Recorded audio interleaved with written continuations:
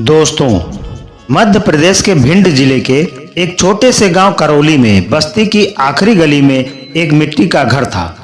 यह घर रमेश चौधरी का था, एक मेहनती किसान जिसके लिए जीवन का मतलब था खेतों में पसीना बहाना और परिवार का पेट भरना। करौली गांव में हरियाली थी, खेतों में गेहूं और सरसों की लहरें थी और हवाएं सुबह शाम एक शांत संगीत बुनती थी। लेकिन इस सादगी के पीछे छिपा था एक कठिन जीवन, जहां बारिश की कमी या फसल की बर्बादी किसी भी परिवार को एक झटके में तोड़ सकती थी। रमेश की पत्नी सरिता एक गृहिणी थी जो अपने छोटे से घर को स्वर्ग से कम नहीं मानती थी। उनकी इकलौती बेटी राधा 12 साल की थी। राधा गांव की पाठशाला में पढ़ती थी और उसकी हंसी घर में रोशनी की तरह फैलती थी। रमेश को राधा पर गर्व था। वह न केवल पढ़ाई में तेज थी, बल्कि गांव के छोटे से हनुमान मंदिर में होने वाली भक्ति सभाओं में भी बढ़ चढ़कर हिस्सा लेती थी। हर मंगलवार को वह अपने पिता के साथ मंदिर जाती और हनुमान चालीसा का पाठ करती। उसकी मासूम आवाज में संकट मोचन हनुमान की जय सुनकर गांव वाले कहते, यह लड़की एक दिन कुछ बड़ा करेगी। लेकिन नियति को शायद कुछ और ही मंजूर था। एक सर्द सुबह जब रमेश खेतों से लौटा तो उसने देखा कि राधा बिस्तर पर पड़ी कांप रही थी। उसका चेहरा पीला पड़ गया था और उसकी आंखों में वो चमक गायब थी। सरिता ने उसे गर्म कपड़ा उड़ाया और गांव के वैद्य को बुलाया। वैद्य जी ने कुछ जड़ी बूटियां दी और कहा, यह सर्दी का बुखार है, 2-4 दिन में ठीक हो जाएगा। लेकिन दिन बीतते गए और राधा की हालत बिगड़ती चली गई। वो खाना नहीं खा पा रही थी, उसका शरीर कमजोर होता जा रहा था और उसकी हंसी अब केवल एक धुंधली याद बनकर रह गई थी। रमेश और सरिता का दिल डर से कांपने लगा। गांव के छोटे से स्वास्थ्य केंद्र में कोई जवाब नहीं मिला, तो रमेश ने राधा को भिंड के एक बड़े अस्पताल में ले जाने का फैसला किया। भिंड का अस्पताल रमेश के लिए एक नई दुनिया था। वहां की भीड़, मशीनों की आवाज और डॉक्टरों की गंभीर बातें उसे बेचैन कर रही थी।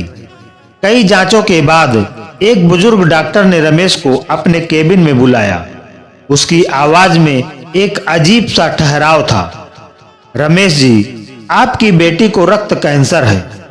डॉक्टर ने कहा, यह एक गंभीर बीमारी है, इलाज संभव है, लेकिन इसके लिए लंबा समय और बहुत सारा पैसा चाहिए, कम से कम 10-15 लाख रुपए, और फिर भी पूरी गारंटी नहीं। रमेश के पैरों तले जमीन खिसक गई। 10-15 लाख, वह तो अपने पूरे जीवन में इतना पैसा नहीं देख पाया था। उसकी सारी जमा पूंजी जो कुछ हजार थी, वह पहले ही राधा की जांचों में खर्च हो चुकी थी। उसने डॉक्टर से गिड़गिड़ाया, साहब कुछ कीजिए, मेरी बेटी मेरी जिंदगी है। डॉक्टर ने सहानुभूति से उसकी ओर देखा, लेकिन उसके पास कोई जवाब नहीं था। डॉक्टर ने कहा, आपको राधा को दिल्ली या मुंबई के किसी बड़े अस्पताल में ले जाना होगा। यहां हमारे पास इतने संसाधन नहीं है। रमेश घर लौटा, लेकिन उसका दिल टूट चुका था।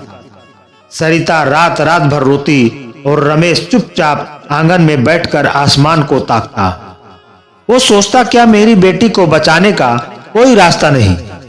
उसकी आंखों में आंसू थे, लेकिन वह हार मानने को तैयार नहीं था।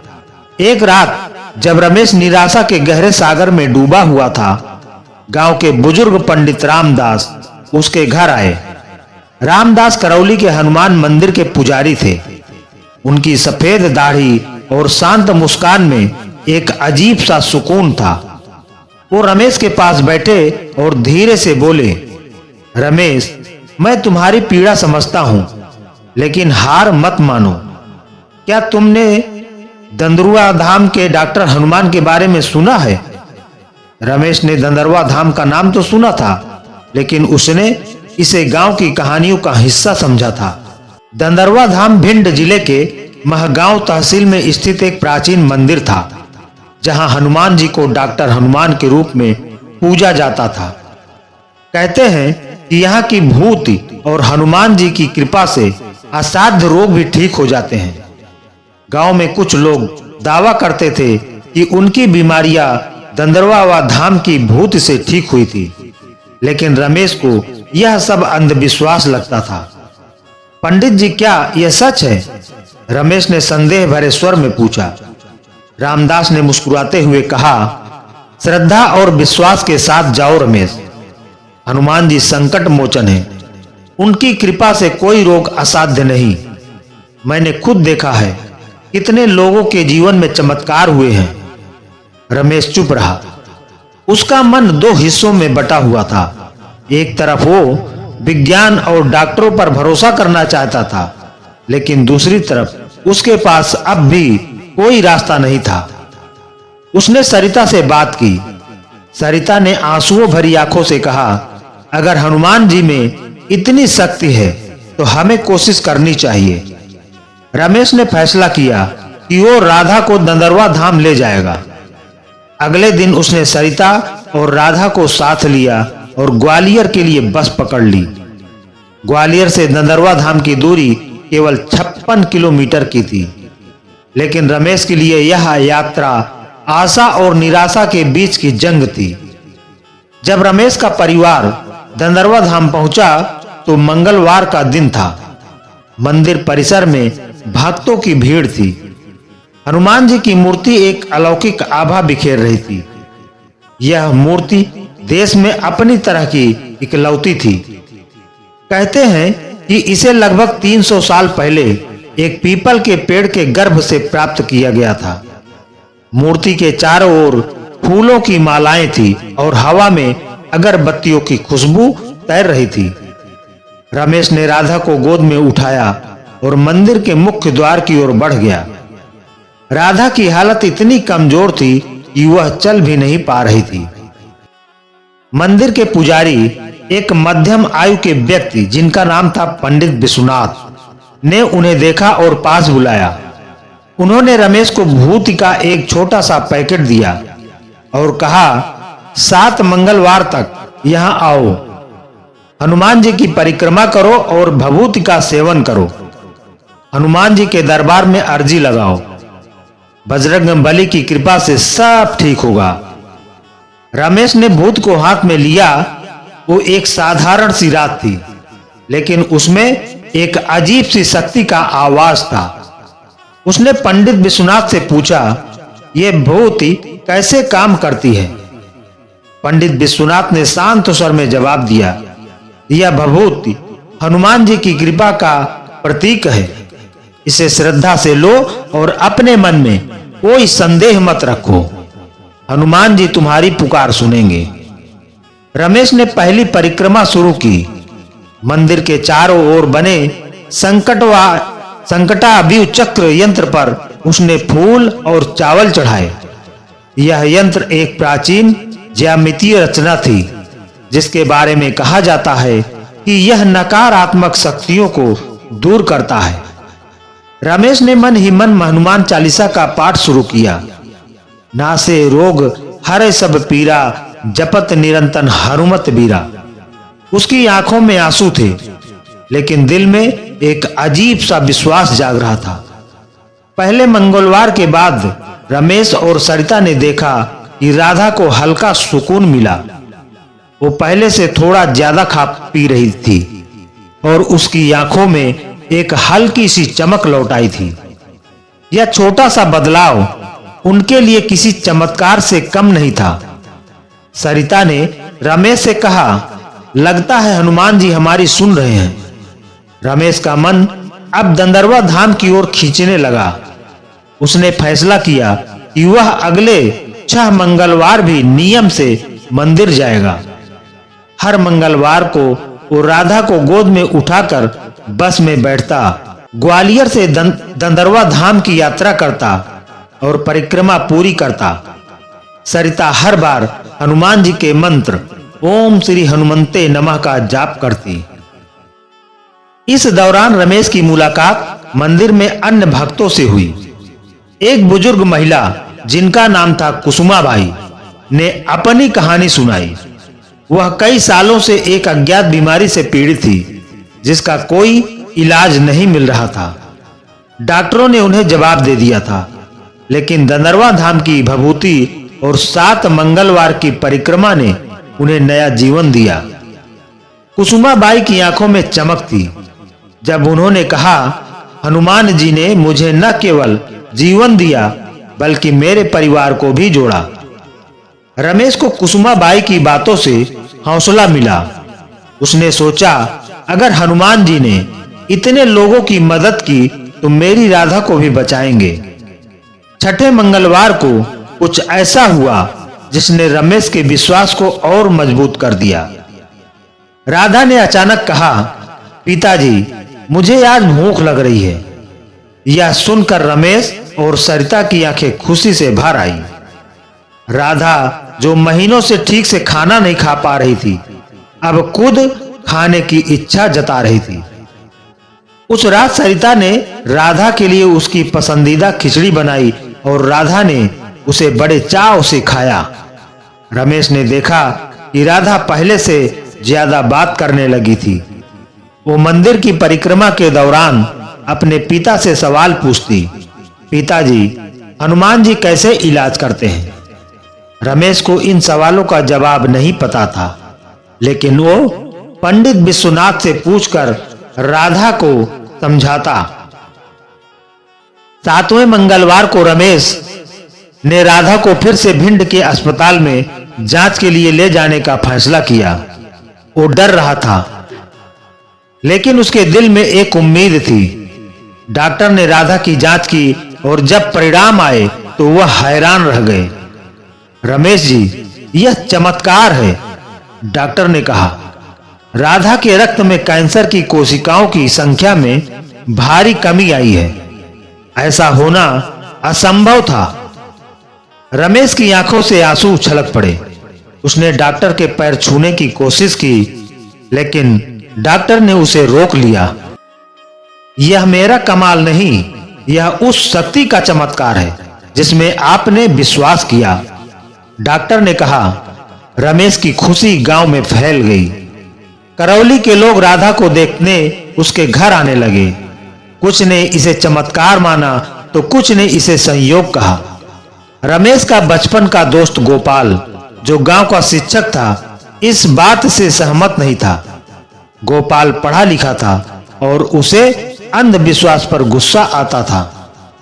वो रमेश के घर आया और बोला, रमेश, तू तो समझदार है। यह भभूति और मंदिर की बातें सब ढकोसला है। राधा की हालत शायद दवाइयों से सुधरी है। रमेश ने गोपाल की बात सुनी, लेकिन उसका मन नहीं डगमगाया। उसने कहा, गोपाल, मैं नहीं जानता कि यह चमत्कार है या दवाइयों का असर, लेकिन मुझे विश्वास है कि हनुमान जी ने मेरी बेटी को बचाया। गोपाल ने हंसकर कहा, ठीक है, अगर इतना विश्वास है तो मुझे भी ले चलो दंदरुआ धाम। मैं भी देखना चाहता हूं कि यह भभूति क्या जादू करती है। रमेश ने गोपाल को अगले मंगलवार को अपने साथ दंदरवा धाम चलने के लिए कहा। गोपाल ने मजाक में हामी भरी, लेकिन उसके मन में यह साबित करने की जिद थी कि यह सब केवल लोगों का भ्रम है। अगले मंगलवार को रमेश, सरिता, राधा और गोपाल दंदरवा धाम के लिए रवाना हुए। गोपाल ने रास्ते में रमेश से मजाक किया, देख, अगर यह भभूति सचमुच चमत्कार करती है तो मैं भी हनुमान जी का भक्त बन जाऊंगा। जब वह मंदिर पहुंचे तो गोपाल ने मंदिर के माहौल को गौर से देखा। भक्तों की भीड़, हनुमान चालीसा की गूंज और मूर्ति की अलौकिक आभा ने उसे थोड़ा प्रभावित किया, लेकिन वह अपने संदेह पर कायम था। उसने पंडित विश्वनाथ से भभूति के बारे में सवाल पूछे। यह राख कैसे बीमारी ठीक कर सकती है? इसमें क्या है? पंडित विश्वनाथ ने शांत स्वर में जवाब दिया, गोपाल जी, यह राख नहीं, श्रद्धा का प्रतीक है। हनुमान जी की कृपा उस भक्त तक पहुंचती है जो सच्चे मन से प्रार्थना करता है। विज्ञान और विश्वास एक दूसरे के पूरक हो सकते हैं।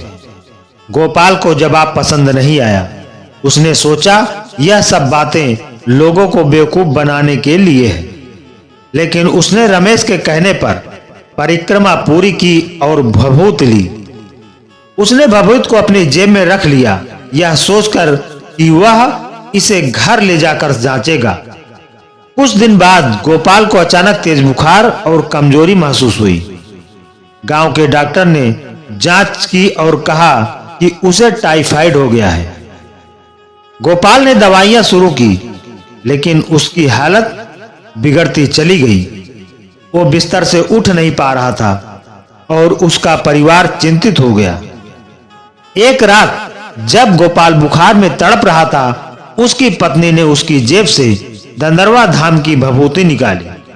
उसने गोपाल से कहा, तुम इसे ले लो, रमेश की बेटी ठीक हो गई, शायद तुम्हें भी मदद करे।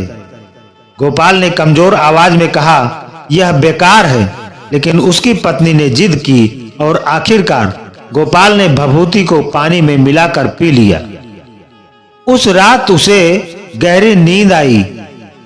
ऐसा कई दिनों बाद हुआ। अगले दिन उसका बुखार कम हो गया और वो थोड़ा बेहतर महसूस करने लगा। डॉक्टर ने दोबारा जांच की और हैरानी से कहा, गोपाल, तुम्हारी हालत में अचानक सुधार कैसे हुआ? यह सामान्य है। गोपाल चुप रहा। उसके मन में सवाल उठ रहे थे। क्या यह भभूत का असर था या दवाइयों ने देर से काम किया? उसने रमेश से बात की और अपनी कहानी बताई। रमेश ने मुस्कुराकर कहा, गोपाल, हनुमान जी का चमत्कार तर्क से परे है, बस उन पर विश्वास कर। गोपाल ने उस दिन से दंदरुआ धाम में जाना शुरू किया। वो अब भी विज्ञान पर विश्वास करता था, लेकिन साथ ही उसने हनुमान जी की शक्ति को भी स्वीकार कर लिया था। दंदरुआ धाम की कहानी केवल एक मंदिर की कहानी नहीं, बल्कि श्रद्धा और चमत्कारों की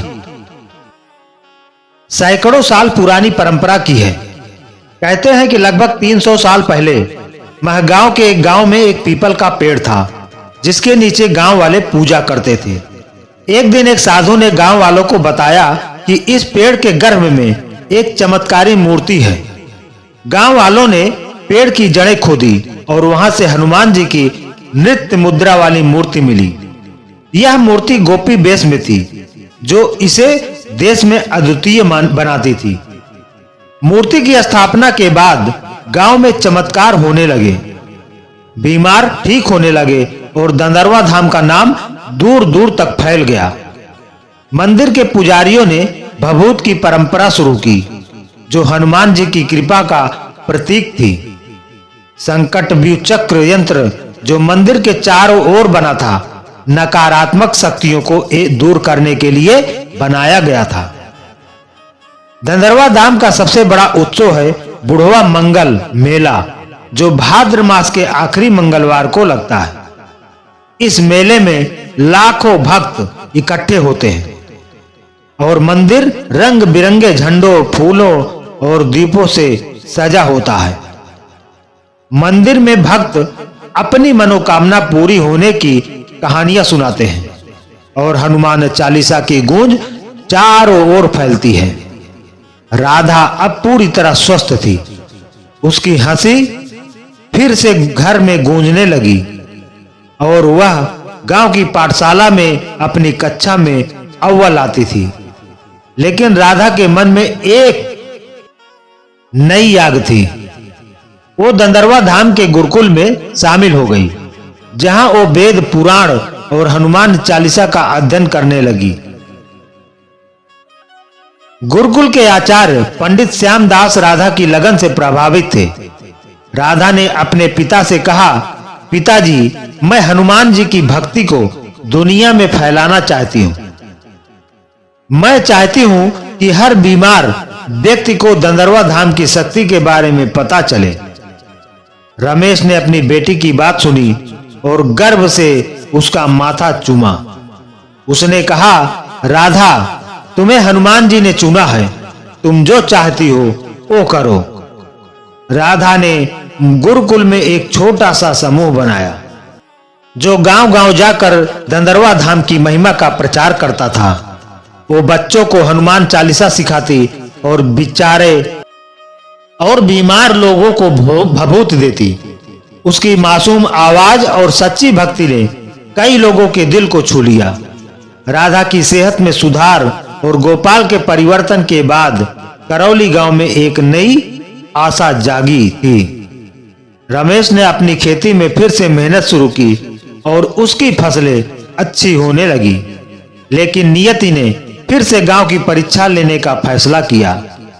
उस साल बारिश नहीं हुई, खेत सूखने लगे और गांव में पानी की कमी हो गई। गांव वाले चिंतित थे, अगर बारिश नहीं हुई तो फसल बर्बाद हो जाएगी और गांव में अकाल पड़ सकता है। रमेश ने गांव वालों को एकजुट किया और कहा, हमें हनुमान जी पर भरोसा रखना होगा।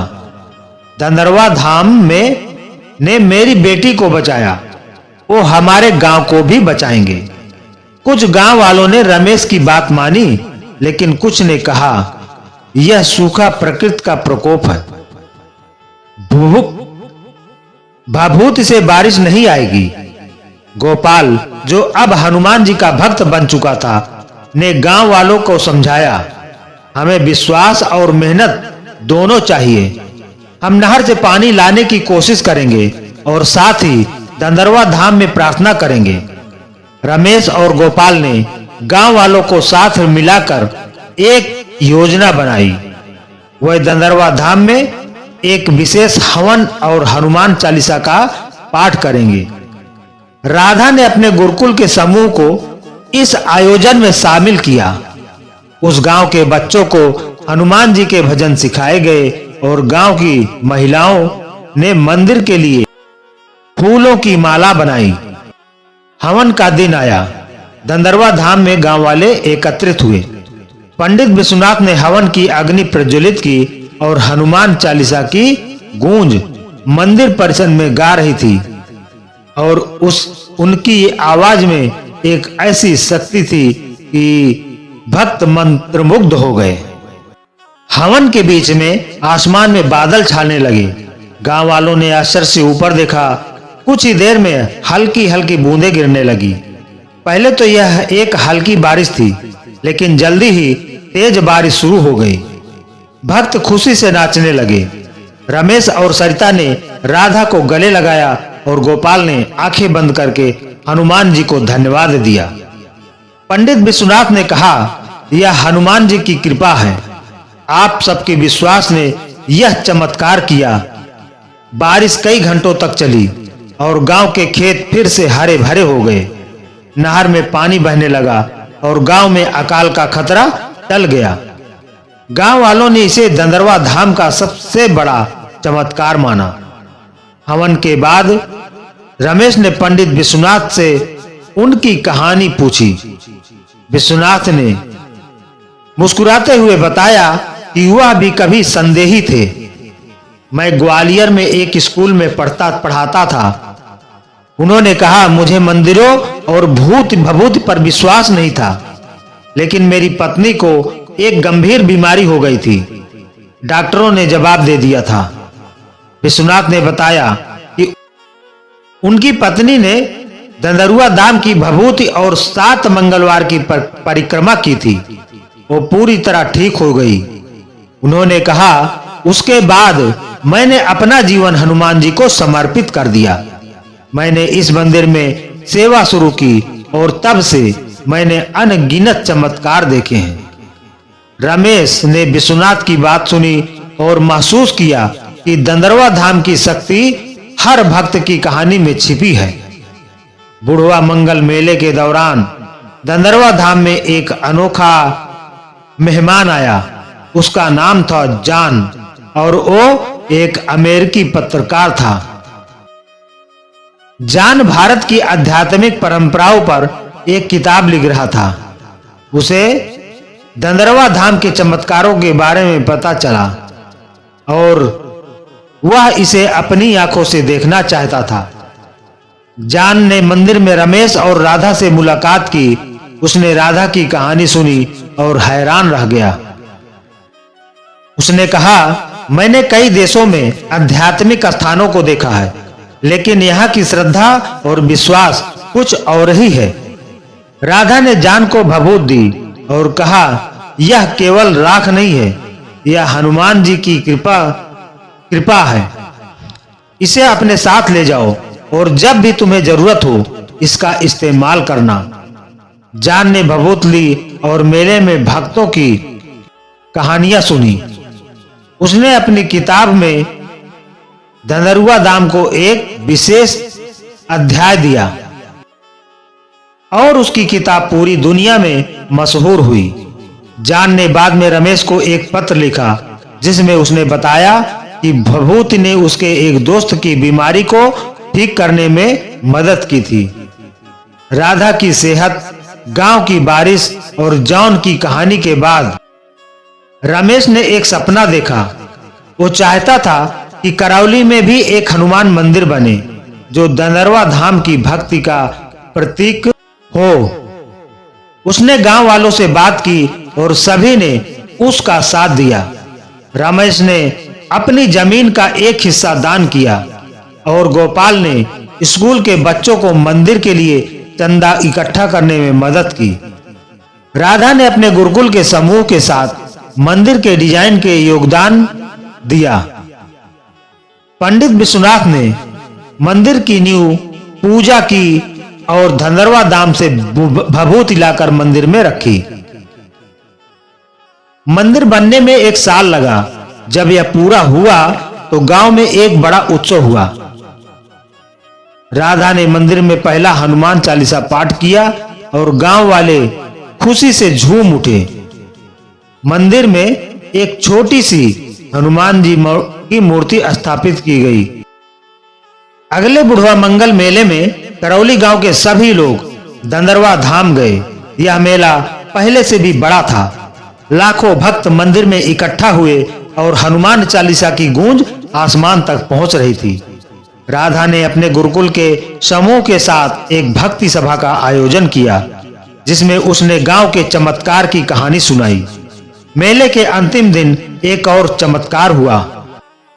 एक भक्त जिसका नाम था रमाकांत मंदिर में बेहोश होकर गिर पड़ा। वो कई सालों से हृदय रोग से पीड़ित था। डॉक्टरों ने उसे जवाब दे दिया था।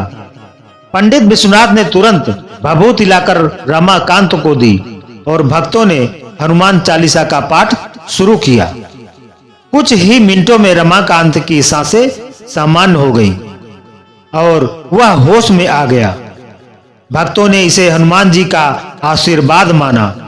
रमाकांत ने मंदिर में खड़े होकर अपनी कहानी सुनाई और उसकी आंखों में आंसू थे।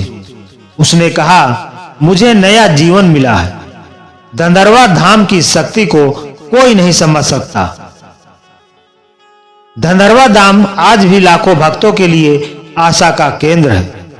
यहाँ की भभूति, हनुमान जी की नृत्य मुद्रा वाली मूर्ति और संकटाव्यूह चक्र यंत्र हर भक्त के लिए एक चमत्कार का प्रतीक है। रमेश, राधा, गोपाल और करौली गांव की कहानी उन अनगिनत कहानियों में से एक है जो धनरवा धाम की महिमा का व्याख्यान करती है। राधा अब एक युवा भक्त बन चुकी थी जो धनरवा धाम की शक्ति को देश विदेश में फैला रही थी। गोपाल ने गांव की स्कूल में बच्चों को हनुमान चालीसा सिखाना शुरू किया और रमेश का मंदिर करौली गांव का गौरव बन गया। जान की किताब ने धनरवा धाम को विश्व स्तर पर पहचान दिलाई और हर साल मेले में विदेशी भक्त भी आने लगे। हनुमान जी का मंत्र नासै रोग हरै सब पीरा आज भी हर भक्त के दिल में गूंजता है। धनरवा धाम की पावन भूमि पर संकट में एक अलौकिक शक्ति का आभास कराती है। रमेश और राधा की कहानी, गोपाल का परिवर्तन, गांव का चमत्कार और रमाकांत का नया जीवन इस बात का सबूत है कि जहां श्रद्धा और विश्वास है वहां चमत्कार संभव है। तो दोस्तों, आशा है कहानी आपको पसंद आई होगी। अगर पसंद आई हो तो वीडियो को लाइक करके कमेंट में जय श्री राम जरूर लिखें। चैनल पर अगर पहली बार आए हैं तो चैनल को सब्सक्राइब जरूर करें। जय श्री राम, जय जय हनुमान। धन्यवाद दोस्तों।